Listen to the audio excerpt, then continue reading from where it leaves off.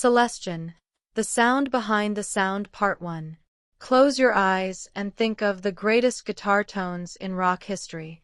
Jimi Hendrix at Woodstock. Eric Clapton's Woman Tone. Jimmy Page's crushing Led Zeppelin riffs. What do they all have in common? Behind every one of those iconic sounds was a Celestion speaker, quietly transforming electrical signals into the sonic signatures that define generations of music. This is the story of Celestion, a company that didn't just make speakers, but fundamentally shaped the voice of modern music. The beginning.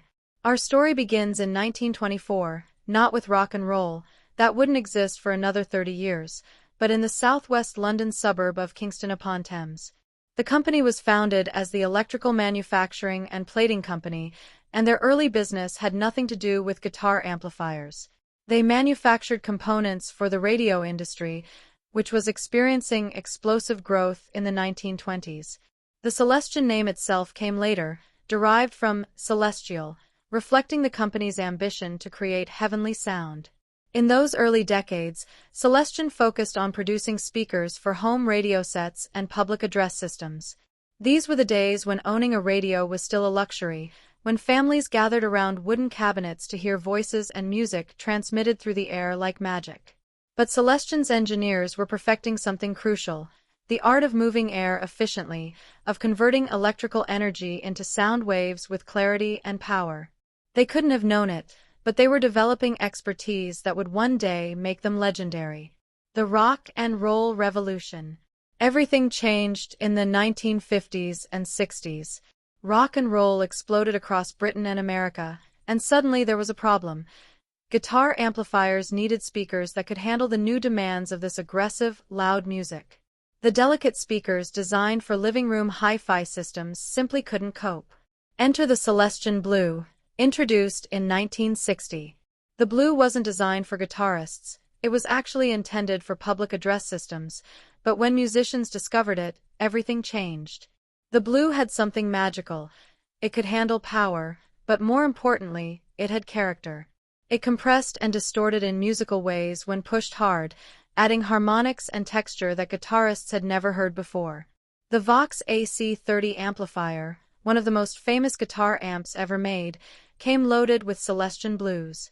When the Beatles appeared on Ed Sullivan in 1964, introducing America to the British invasion, they were playing through Vox AC30s with Celestion speakers. Brian May of Queen would later use AC30s exclusively, and that crystalline chiming tone that defines so many Queen records?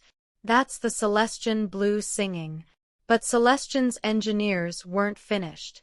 In 1966, they released what would become possibly the most influential guitar speaker ever made, the G12M, better known as the Greenback.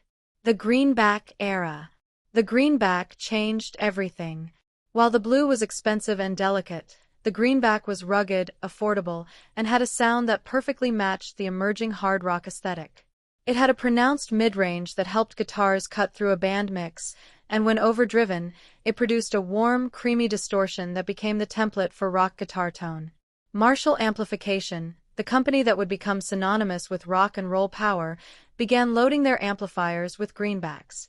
Jim Marshall's famous 4x12 cabinets, those towering walls of speakers that became the backdrop for countless concerts, were packed with Celestion greenbacks. When you see stacks of Marshall cabinets on stage, you're looking at Celestion speakers. The list of artists who defined their sound with greenbacks reads like a rock and roll hall of fame. Jimi Hendrix used them. Eric Clapton's legendary Beano album tone with John Mayall's Bluesbreakers? Greenbacks.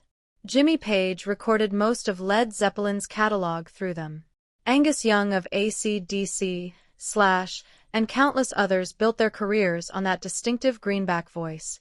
What made the greenback so special wasn't just its technical specifications, it was how it responded to being played hard. When you pushed a greenback to its limits, it didn't just get louder. It transformed the sound, adding compression, harmonic complexity, and a three-dimensional quality that made guitars sound huge.